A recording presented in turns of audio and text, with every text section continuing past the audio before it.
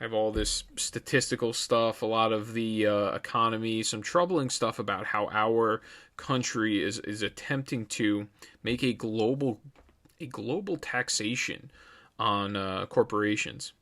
So this is a story from CNBC. Jeff Cox. I can't even believe that I haven't heard anybody cover this story. To me, I think that this screams globalism. This also screams interventionism as well, and really oppressiveness just from a regime. If you think about America and their military force, the force that America's economy has to really control all economics across the board, generally the global currency is the US dollar. So we already have so much power in that regard, and now we're going to go forward with this idea of a global corporate tax. So the United States, there is no sovereignty. If you're another nation, the United States will make your tax law for you, which to me I think is so authoritarian. It is so imperialistic, like from the old world, something that would have been happening, during British rule. That's the way that I look at this. I can't even believe that they're considering this as a policy. They're somehow going to get together in the United States government and they're going to make law internationally what other people's tax rates should be. It is outrageous to me. And it screams, authoritarian, imperialistic mindset. I can't even believe that this is real. So corporations around the world should pay at least a 15% tax on their earnings, the Treasury Department said Thursday as part of its push for a global minimum for businesses. The final rate could go even higher than that, according to a Treasury release that said the 15% minimum is a, and I quote, floor, and that discussions should continue to be ambitious and push that rate higher. U.S.-based companies currently pay a 21% tax rate, a level that was slashed during the Trump administration. It was previously 35%. Under a proposal from Joe Biden, the tax rate would hike up to 28%. With raise of levies on both companies and the highest earners. So whoever the CEO is or what have you. I can't even. So our government's looking to push a minimum corporate tax of 15%. Not here, not in the United States. So once again, United States officials, and we're not even talking about elected officials, we're talking about the Treasury. United States bureaucrats are looking to push policy all over, and they say even it's a global. So now it used to be when Alex Jones was doing his whole globalism thing, when he was talking about globalism, what the Koch brothers, this, that, the other thing. Everyone was making fun of him. They were all mocking this guy. He ends up turning out to be right. This is what they're going for. They're going for a globalized corporate tax rate, admittedly so using the word global as well. It's amazing to me. It's astonishing. So Treasury Secretary Janet Yellen has been touting the benefits of a global corporate minimum tax rate that she said would discourage companies from relocating domiciles to other countries to cut their tax burdens, even though most of their operations are in the U.S.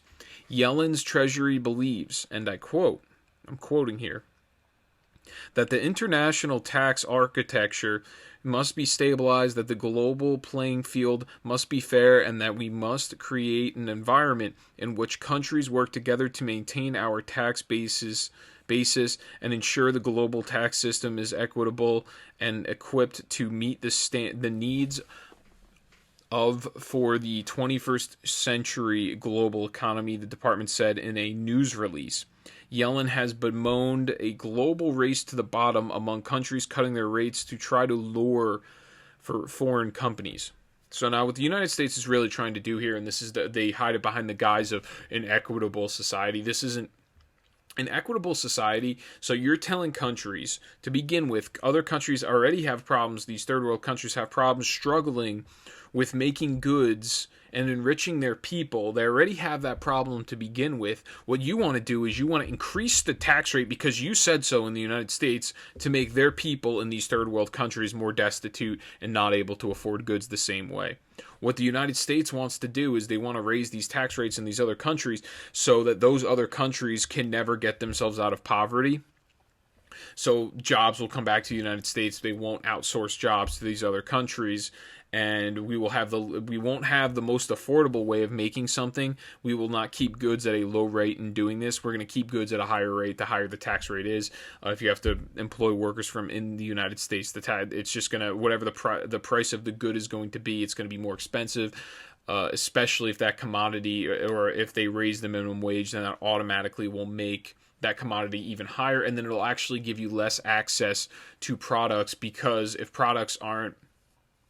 you make a product and there's no profit from making the product, then there's no point in making the product. That's just the way the market works. So let's say in the United States you made pencils, you had to pay the workers this much. Each pencil individually would be $5. That's a job that gets outsourced over to Argentina. Argentina makes the pencils very cheaply to make each pencil only $1. What the United States wants to do is now they want to have a corporate tax over in Argentina. Now, well, guess what? Argentina has to jack their price up to $5 as well, and then they have to ship those jobs back to the United States to make Argentina destitute. That's what the United States government wants to do. The United States government wants to enrich, I guess, and attempt to really, what they don't want to do. They don't want to enrich the people here. They want to enrich the government here. This is all a grab for more power and more taxable income. That is the only reason they're going forward with this. They want to take all those jobs, all the money that's being made in other countries. They want to bring it back here, but they don't want to bring it back here for you, the worker, so you can make more money. They want to also jack up the corporate tax rate here and the individual income tax rate here, so they can take the money out of your hands too. So it's not like they're trying to bring jobs back to the United States. Yeah, okay, maybe they'll bring some jobs back to the United States, but then they're going to take your money from you anyway, so it doesn't even really matter. You're better off just shipping those jobs out at this point. And really, they want a system that's rigged. They want a rigged game. They know they do a terrible job of governance in the United States government. So instead of allowing free markets throughout the world, the best free market wins, the most efficient government wins, with the exception, there's some natural resources that just happen to be particular to certain areas, such as oil. Some people just have more natural resources than others. Some countries have better depositories of that. But what they want to do is they want to rig the game so the United States automatically wins, and all the other countries. This is what globalism was all about. They want to control everyone all around the world, and they want to rig the game so they can jack up their tax prices as much as they want in the United States, and they can screw you all out of your money. That's the reason for this. This is all just another push for power. This is a push for more money coming into the government's hands.